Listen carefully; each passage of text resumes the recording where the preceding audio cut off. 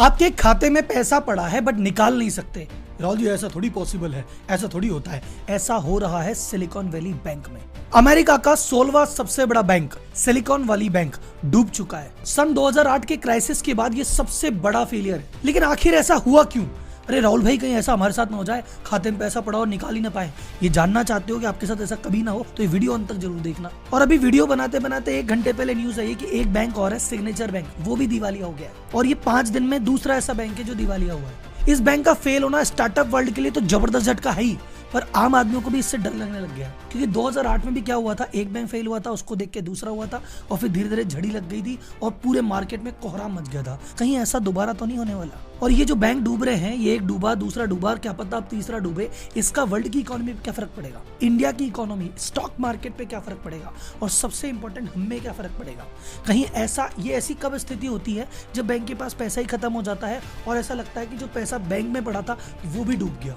कहीं ऐसा आपके साथ ना हो, इसके लिए मैं लास्ट में आपको टिप भी दूंगा कि क्या करना चाहिए और क्या नहीं करना चाहिए। क्राइसिस बहुत बड़ा है, बड़े बड़े इकोनॉमिक टर्म्स काम में नहीं लूंगा। मेरा उद्देश्य है कि जिस भी व्यक्ति का बिजनेस और फाइनेंस में इंटरेस्ट है, 5वीं क्लास का बच्चा भी अगर इस वीडियो को देख के इस क्राइसिस को समझ पाए तो यही इस वीडियो का उद्देश्य है। तो जनता जनार्दन की जय बोल के करते हैं वीडियो की शुरुआत। Silicon Valley Bank's collapse. The Silicon Valley Bank failure also took control of Silicon Valley Bank. Silicon Valley Bank. Silicon Valley Bank. कोई भी व्यापार क्यों डूबता है? या तो घाटा लग गया या पैसे खत्म हो गए तो डूब जाता है। तो बैंक भी तो एक तरह का व्यापारी है। तो एक बार समझते हैं बैंकिंग का रेवेन्यू मॉडल कि आखिर बैंक पैसे कैसे कमाता है। तो बैंक क्या है सर जी, आपसे डिपॉजिट लेता है। जैसे आपका सेविंग अकाउंट खुलाया, सेविंग अकाउंट खुला, इसने बहुत सारे लोगों के 100 करोड़ रुपए सेविंग अकाउंट में पड़े। सेविंग अकाउंट उसमें क्या ब्याज देता है? 2%, 2.5% खींच के 3-4 हो जाएगा। और क्या है? करंट अकाउंट खुलाए, उसमें 100 करोड़ रुपए है, उसमें क्या देता है? उसमें कुछ देता ही नहीं है। ज्यादा से ज्यादा आपकी एफडी ले लेगा। आपने एफडी करा दी, एफडी में क्या मिल जाएगा? 6-7% मिल जाएगा। इससे ज्यादा क्या मिलेगा? अब ये जो पैसा इकट्ठा हुआ एफडी में, करंट अकाउंट में, सेविंग में, इस सारे पैसे का बैंक क्या करता है? इन सभी पैसे का लोन दे देता है। और लोन देता है ज्यादा रेट पे। जैसे लोन दे दिया सपोज 12% पे, तो भैया एफडी में तो लिया 6 और दे दिया 12 पे। करंट तो फ्री में था, दे दिया 12 पे। तो ये जो भी डिफरेंस है, ये जो कमाई है, ये बैंक की कमाई है। अब आप बोलो राहुल जी, कर ऐसी स्थिति हो जाए कि बैंक के पास लोन देने को आदमी नहीं है, बैंक लोन देना चाहता है पर उसको ढंग के आदमी लगे नहीं रहे, सारा चीज लोन पे नहीं दिया तो हाँ, तो जब बैंक को ऐसा लगता है कि सब कुछ लोन पे नहीं दे पा रहा, तो बचे हुए पैसे को इन्वेस्ट कर देता है और उस पर कहता है कि चल 2% पे पैसा आया हुआ है, उसको इन्वेस्ट कर देते हैं, 6-7% आ जाएंगे, तो भी बैंक कमा लेता है। यहाँ पे क्लैरिटी है, आपको आ गया समझ में? बैंक ऐसे पैसे कमाता है। अब अपन देखते हैं सिलिकॉन वैली बैंक में हुआ क्या। सिलिकॉन वैली बैंक का नाम में ही सिलिकॉन वैली है, कहता है मैं स्टार्टअप के लिए खुलाऊं भैया, मैं स्टार्टअप के खाते खोलूंगा, मैं वेंचर कैपिटल के खाते खोलता हूं, मैं प्राइवेट इक्विटी जो स्टार्टअप है उनके खाते खोलता हूं, जो स्टार्टअप को फंड करते हैं उनके खाते खोलता हूं, स्टार्टअप को ही लोन देता हूं। मैं मेजर जो भी काम करता हूं स्टार्टअप के लिए, कोई इधर उधर का आ जाए तो कर तो सकता है, पर मेजर फोकस सिर्फ स्टार्टअप पे है। अब इनकी डिपॉजिट कहां से आएगी? स्टार्टप। अब एक स्टार्टअप है, उसने फंड उठाया, उसने कहा अरे भाई साहब, हमने $1 बिलियन, $100 मिलियन पैसे उठाए। वो पैसे उठा के घर थोड़ी ले जाएगा सारे। वो कहता है $100 मिलियन उठाए, 10 मिलियन का खर्चा है, तो हर महीने 10-10 निकालते रहेंगे, पूरे 100 उठा के रखेगा कहाँ पे? इन्हीं के पास डिपॉजिट कराएगा। तो अभी क्या था, सन 2020 के बाद से अगर मैं बात करें तो भाई साहब अभी आपने देखा होगा कि यार इसको फंडिंग मिल रही है, उसको फंडिंग मिल रही है, एकदम तूफान आ गया था फंडिंग का। और इतने पैसे मिले थे, भर के बोरी भर के पैसे मिले।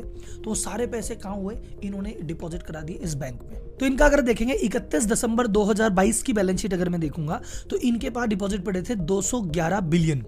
बिलियन कितना होता है पता लगा लो कि 1 बिलियन 8,000 करोड़ होता है। तो 8,000 करोड़ इंटू 211, इतने पैसे पड़े थे। तो भाइयों के पास डिपॉजिट की तो कोई कमी थी ही नहीं। तो आप बोलोगे सर जी फिर मजे ही मजे, फिर ये दुख क्यों पाया? दुख इसलिए पाया, ये जितने भी डिपॉजिट थे इस पे तो इसको पैसा देना है, कुछ फ्री का है, कुछ कम है, लेकिन देना वाला है। अब वो पैसा कमाएगा कहां से? जब इन पैसों को लोन पे देगा। इससे लोन लेने वाला कोई है नहीं, ग्राहक ही नहीं है। बोले क्यों? बोले सर स्टार्टअप आदमी, स्टार्टअप कहता है मैं तो इन्वेस्टर से लूंगा पैसे, मैं क्यों लोन लूं? स्टार्टअप कहता भैया मैं तो आईपीओ कर लूंगा, मैं क्यों लोन लूं? तो वो कम लेते थे। तो ये किनको देता? वीसी को दे दिया, वेंचर कैपिटल को दे दिया, पीसी को दे दिया। जो स्टार्टअप को पैसा देते हैं उनको फिर भी लोन दे देता था, लेकिन कितना ही देता? तो उसने जो 31 दिसंबर 2022 का डेट आपको बताऊं तो लगभग 74 बिलियन के लोन बटे हुए थे। सोचो 211 डिपॉजिट कितनी? 211 के आसपास 74 बिलियन के लोन बटे हुए। और क्या? तो जहां से कमाई आनी थी वो तो जगह कम थी, और भाई साहब जहां से देना था वो तो ज्यादा था। अब पैसे बच्चे उसका क्या करे? तो बोले राहुल जी आप बोले थे ना इन्वेस्ट कर दो। हाँ, इसने यही किया, इसने इन्वेस्ट कर दिया। अब इसने कहा इन्वेस्ट कहाँ करें, अगर इन्वेस्ट ऐसी जगह कर दे जो रिस्की है, कल को इसने ऐसी जगह इन्वेस्ट कर दिया, स्टॉक मार्केट में लगा दिया और मार्केट डूब गया तो, म्यूचुअल फंड में लगा दिया, रिटर्न माइनस हो गई तो, जमीन खरीद ली नीचे हो गया तो ये क्या करते हैं, बैंक कहते हैं भैया हमको सेफ्टी चाहिए, पैसा वापस चाहिए, कोई भी मांगने आ सकता है, तो ये लगाते हैं गवर्नमेंट के बॉन्ड में पैसा, ऐसी एसेट में लगाते हैं जो सुपर सेफ, सुपर सिक्योर होती है, उसको कहते हैं HTM, held till maturity. Normally इनकी मैच्योरिटी 30 साल तक जाती है कि भैया हमने इन्वेस्ट कर दिया, 30 साल बाद देखेंगे, लेकिन जो बंदी रिटर्न मिलेगी फिक्स, 1 रुपए का भी नुकसान नहीं हो सकता, एकदम सेफ में इन्होंने लगा दी। गेम समझ में आ गया। पैसा इनके पास खूब पड़ा था, लोन ज्यादा दे नहीं पा रहे थे, तो जो पैसा बचा उसको कर दिया इन्वेस्ट। अब बोलोगे राहुल जी सब कुछ सही तो चल रहा है, कांड कहाँ हुआ, कांड कहाँ से हुआ वो सुनो। कांड नंबर 1, स्टार्टअप के गेम में फंडिंग विंटर आ गया। इसका मतलब मार्केट में बहुत सारे स्टार्टअप लॉस देने लग गए, तो इसको नई फंडिंग लगभग बंद होगी। तो भी सुनते हैं ना, इसको इतने मिले, इसको इतने मिले, अब मिलने बंद हो गए, तो स्टार्टअप को पैसा मिल नहीं रहा। फिर स्टार्टअप 1-2 IPO लेके आए, इनके IPO भी पिट गए, तो भी स्टार्टअप कोई IPO भी नहीं ला रहा।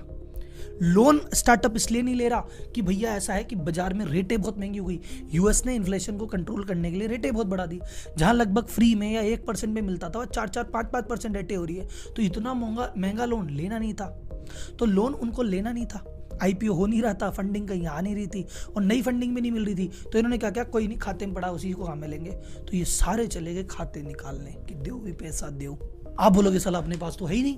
अब लोन अगर जिसको बांटा है यार, वो लोन थोड़ी सारा वापस दे देगा, लोन तो EMI है, टुकड़ों में आएगा, एक साथ तो आएगा नहीं। एक साथ क्या आ सकता है, जहां तुमने इन्वेस्टमेंट लगाया उसको निकाल लो। इन्वेस्टमेंट में 100 रुपए में इन्वेस्ट किया और बाजार में भाव चल रहा होता है 105, तो 100 रुपए की चीज को 105 पे बेचते और ले आते पैसा और इनको बांट देते। लेकिन इन्होंने जो पैसा लगा रखा था वो उस समय मार्केट में नेगेटिव में चल रहा था। जो इन्होंने इन्वेस्टमेंट किया वो इन्होंने 91 बिलियन 91 बिलियन का इन्वेस्टमेंट किया, पर बाजार में उसकी मार्केट वैल्यू तो 76 बिलियन ही चल रही थी, 15 बिलियन के लॉस में थे। अब इन्होंने कहा यार ये जो लोग पैसा मांग रहे हैं, इनको अगर पैसा देना है तो ये बेचना पड़ेगा, पर बेचेंगे तो लॉस में आएगा, अब लॉस खाना नहीं है, पर अगर नहीं बेचेंगे तो फिर ये मांगने आ गए, इनको देंगे कैसे। इन्होंने क्या किया, 21 बिलियन का इन्वेस्टमेंट उन्होंने बेच दिया। अब बेच दिया तो लॉस में था, तो इनको 1.8 बिलियन का लगभग घाटा लग गया, बुक में आ गया। अब इन्होंने कहा 1.1 बिलियन का घाटा लग गया, पैसे कम हो गए, अब क्या करें, बाहर जाते हैं, पैसे रेस करके आते हैं। तो इन्होंने 2.25 बिलियन रेस करने का प्रयास किया कि अरे भाई हमारे पैसे कम पड़ गए, दो। लेकिन भाई साहब बताया ना कि जब आदमी का समय खराब होता है कोई मदद नहीं करता, तो उन्होंने देखा रे भाई ये इसने तो ज़्यादा पैसा लगा दिया, ये तो चल रहा है लॉस में, इससे मांगने आ गया, इसको देगा कौन, तो उस बेचारे का फंडिंग का प्रयास भी विफल हो गया। तो उस भाई ने रिक्वेस्ट किया वेंचर फंड से, रिक्वेस्ट है कि भाई मैं तुम्हारे दुख में आड़े आया हूँ कि नहीं आया, तो एक काम करो अभी थोड़ा रुक जाओ, फंडिंग की दिक्कत है, धीरे धीरे पैसे दे देंगे, जल्दीबाजी किस बात की है। अब ये बात बोल के तो और ज्यादा पाला बोल गए कि यार इसके कोई पंगा चल रहा है, मना क्यों कर रहा है। अगर मैं कह दूं अभी पैसे मत मांगना बाद में मांगना, तो तुम बोलोगे तो अभी दे। अब तो भागा दौड़ी डबल मच गई। फिर इसको कहते हैं बैंक रन। बैंक रन का मतलब होता है कि जो बहुत सारे डिपॉजिटर एक साथ बैंक के बाहर खड़े हो जाएंगे, मैं तो आज ही पैसे चाहिए, तब बैंक की हालत पतली होती है। तो जब ये हालत हुई, भागादौड़ी हुई, इसके शेयर एक ही दिन में 60% से नीचे गिर गए। और अभी क्या आप ऐसे समझो, इमेजिन समझो, बैंक है, बैंक के बाहर लाइन लगी है लोगों की और हर आदमी अपना पैसा निकालने के लिए है। अभी एक आदमी जाके बोले मेरे 100 करोड़ निकालो, मेरे 500 करोड़ निकालो, तो बाकी लाइन में जो पीछे बैठे उनका तो नंबर ही नहीं आएगा। तो जब ऐसी हालत हो गई तो उन्होंने कहा आगे आगे वाले तो पैसे निकाल के सारे ले जाएंगे और पीछे पीछे वाले रह जाएंगे। तो फिर सरकार हरकत में आई। California department of financial protection and innovation, उन्होंने इस बैंक को कहा बंद करो अभी के भी बैंक। ये बंद किया, कहा भी किसी को कुछ पैसा नहीं मिलेगा, भग जाओ यहाँ से, बाद में हम हिसाब किताब करेंगे फिर देंगे। उन्होंने एक रेगुलेटर अपॉइंट किया जिसका नाम है फेडरल डिपॉजिट इंश्योरेंस कॉर्पोरेशन। इनको कहा कि भाई सुन एक काम करो, ये जितनी भी संपत्ति, जितनी भी ऐसे जो भी इस बैंक के पास इस समय बचा है वो सारा तुम रखो तुम्हारे प्रोटेक्शन में और तुम बैठ के इनका सबका हिसाब करो। ये जो ऑर्गेनाइजेशन थी फेडरल डिपॉजिट इंश्योरेंस कॉर्प्स, जिसको FDIC कहते हैं, इसने एक नया बैंक बनाया, the national bank of Santa Clara, और वो उसके जितने भी माल मसाला बचा, जितनी भी लायबिलिटी एसेट थी सब इसमें लिया है। अब उन्होंने कहा कि भाई ठीक है, अब एक काम करो, मंडे आज जब ये वीडियो बन रहा है, अब बैठ के सबका हिसाब करेंगे धीरे धीरे, तुमको क्या चाहिए हमें बताओ, हम देखते हैं क्या पड़ा है, उसके हिसाब से जिसको जितना मिल सकता हो मिलेगा। हो सकता है सबको पूरा मिल जाए, हो सकता है किसी को आधा आधा मिले, हो सकता है किसी को 10% मिले, जितना पड़ा होगा उस हिसाब से मिलेगा। गारंटी नहीं है कि कितना मिलेगा कितना नहीं मिलेगा। लेकिन जैसे होता है ना कि आपके खाते में जितना पैसा पड़ा है उसकी सरकार गारंटी लेती है। जैसे इंडिया में ये अमाउंट है 5 लाख, तो अगर आपके खाते में अगर मान लो 5 लाख रुपए पड़े हैं और बैंक बंद हो गया, तो सरकार की जिम्मेदारी है आपको 5 लाख रुपए देने की। पर आपके खाते में 50 लाख पड़े हैं तो भी 5 लाख ही देगी, 45 का कोई भरोसा नहीं, मिले तो मिले, नहीं मिले तो नहीं मिले। तो US में लिमिट है $2.5 लाख। तो इस बैंक ने आज मंडे को कहा कि $2.5 लाख के चेक लेके आ जाओ, और $2.5 लाख के हिसाब से तो हिसाब कर देंगे। इसके ऊपर अब तुम्हारा 1 लाख पड़ा है, 10 लाख पड़ा है, 25 लाख पड़ा है, 50 लाख से मतलब नहीं है, ये 2,500 तो मिल जाएगा तुम्हें, इससे ऊपर नहीं मिलेगा। राहुल जी इसका मतलब पैसे बचेंगे ही नहीं। देखो वो कंपनी बैठ के देखेगी कि इसके पास इतना तो पैसा पड़ा है, इतना इसका इन्वेस्टमेंट है, बेच बाच के अगर लगता है कि हाँ सबका सब चुकता है तो सबको सब चुका देगी। लगेगा कि नहीं यार भाई साहब इकट्ठा तो 100 ही हो रहा है, बांटना 125 है, तो उस हिसाब से किसी को कम किसी को ज्यादा मिलेगा, पर ये प्रोसेस होने में टाइम लगेगा। सरकारी है, इंडिया में सरकारी काम हो चाहे अमेरिका में, टाइम सब में लगता है। तो ये प्रोसेस 1 महीना चलेगी, 1 हफ्ता चलेगी, 1 साल चलेगी, पता नहीं, लेकिन अब तक टेम्पररी तो उन सभी स्टार्टअप का पैसा अटक गया। कौन कौन सा पैसा अटक गया? नंबर 1, मैंने पैसा रेस कर लिया था। मैंने तो भाई साहब हमारे गौरव जी से 100 करोड़ रुपए ले लिए, खाते में रखे थे। अब उसमें से मैंने तो 10 ही काम में लिए थे, 90 करोड़ पड़े, अब तो गए। इन पे तो 100 की उधारी मेरे माथे है ही, पर वो पैसा तो मैं काम में नहीं ले पा रहा। दूसरा, मैंने बैंक से लोन लिया कि भैया आपसे मैं 50 करोड़ का लोन लिया, 50 करोड़ का लोन आपने दे भी दिया, मैं उसके ब्याज भी दे रहा हूँ, पर 50 करोड़ में निकाल के थोड़ी ले गया, मैंने उसमें से 20 ही काम में लिया, 30 तो भी आपके पास ही पड़ा है, वो भी नहीं आया। तो इसका इम्पैक्ट क्या आएगा? पहली बात, वाई कॉम्बिनेटर के जो सीईओ हैं गैरी टेन, उन्होंने कहा 30% से ज्यादा स्टार्टअप ऐसे हैं जो हमारे स्टार्टअप हैं जिसको हमने फंड किया है, अगले 30 दिन में तनख्वाह चुकाने की भी इनके पास तो पैसे नहीं है भाई साहब। तो ये एक्सटेंशन लेवल इवेंट है, कम से कम 10-20% स्टार्टअप तो निमट जाएंगे, क्योंकि भैया सैलरी चुकाने के पैसे नहीं है, रेंट चुकाने के पैसे नहीं है, ईएमआई चुकाने के पैसे नहीं है, और पैसे पड़े खुद के बैंक में, आएंगे कब पता नहीं है। इससे क्या होगा? कंपनियां या तो जीवित रहने के लिए कॉस्ट कट करेगी, नौकरियों से निकालेगी, या जो प्रोजेक्ट है उनको डिले करेगी, या कुछ ना कुछ तो डिसरप्शन होगा, चैन की सांस तो नहीं ले पाएंगे, ये तो पक्की बात है। तो ये तो हुआ स्टार्टअप पे इम्पैक्ट। राहुल जी बाकी बैंक पे क्या इम्पैक्ट है कि जब एक बैंक बर्बाद होता है ना तो बाकी लोगों को डर लगता है, अरे यार भाई साहब गौरव जी के पैसे अटक गए, मेरे नहीं अटक जाए, मैं भी भागूंगा, तो मैं भागूंगा दूसरे बैंक पे। अगर मेरे बैंक पे भी भीड़ लग जाए, अब उस बैंक के पास अगर इनफ पैसे हैं, संभालने की क्षमता है, सबका बैठ के हिसाब कर दे, तो बैंक जिंदा रह जाएगा, और मैं भी पैसे का क्या करूंगा, 2 दिन बाद वापस जाके जमा करा दूंगा। लेकिन अगर बैंक की हालत टाइट है और सारे चले गए तो वो भी कलेप्स होगा, और ये हुआ अभी सुबह सुबह सिग्नेचर बैंक के साथ। सिग्नेचर बैंक था, जैसे ये स्टार्टअप को हेल्प करता था, सिग्नेचर बैंक मेजर क्रिप्टो वाले जो लोग हैं उनकी हेल्प करता था। अब लोगों ने देखा यार क्रिप्टो का बाजार सही चल नहीं रहा, एक बैंक बर्बाद हो गया, कहीं ये ना नंबर लग जाए, तो इसकी भी लाइनें लग गई दबा के, और जब लाइनें लग गई तो इसके भी पैसे खत्म हो गए, इसने भी हाथ खड़े कर दिए, तो भाई साहब ये सुबह सुबह आज फिर बैंकरप्ट हो गया। अब आपको डर लग रहा हो सर एक हो गया, दूसरा हो गया, तीसरा हो गया, लाइन से सारे बर्बाद नहीं हो जाए। देखो सर चांसेस कम है, ये बर्बाद हुआ क्योंकि स्टार्टअप सेक्टर में कुछ ऐसा हुआ जो उसके कंट्रोल से बाहर था, ये गया। इसका इंपैक्ट किसको? सिर्फ स्टार्टअप को। ये क्रिप्टो में कुछ हुआ इसलिए गया, इंपैक्ट किसको? क्रिप्टो को। तो अभी जब तक कोई मेजर ऐसा बड़ा बैंक नहीं फेल होता जिसका हर इंडस्ट्री पे हर सेक्टर पे पकड़ है, तब तक 2008 वाली बात रिपीट नहीं होगी। ये तो जिन जिन सेक्टर के बैंक होते जाएंगे उन पे इफेक्ट आता जाएगा। तो हम तो हाथ जोड़ के यही दुआ से कर सकते हैं कि कोई मेजर बैंक पे असर अभी ना आए। अब सबसे बड़ी बात राहुल जी, हम भारतीय, हम इंडिया के लोग, हम आपके सब्सक्राइबर, हम क्या करें? आप बात सुनो, इंडिया में जब कांड हो गया, एक बार यस बैंक के साथ कांड हो गया था, DHFL के साथ कांड हो गया था। कांड होने की खूबसूरती क्या है? कांड होने के बाद सरकार एक्शन में आ जाती है, दुनिया भर के रूल बना देती है।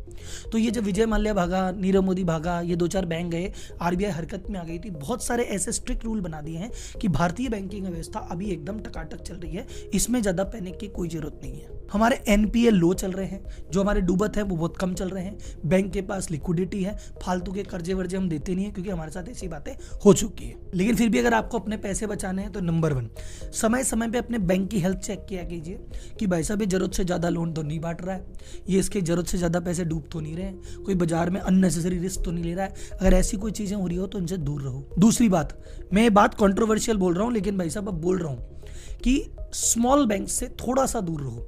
दूर रहने का मतलब ये नहीं कि राहुल जी आप ऐसे कर रहे हो। देखो सर, मैं चाहता हूं कि भारत आगे बढ़े, और भारत आगे बढ़ने में बड़े बैंक भी आगे बढ़े, छोटे बैंक भी आगे बढ़े, कोऑपरेटिव सोसाइटी भी आगे बढ़े, NBFC बढ़े, सब आगे बढ़े। लेकिन अगर कुछ उल्टा होगा तो बड़े लोग झेल जाते हैं।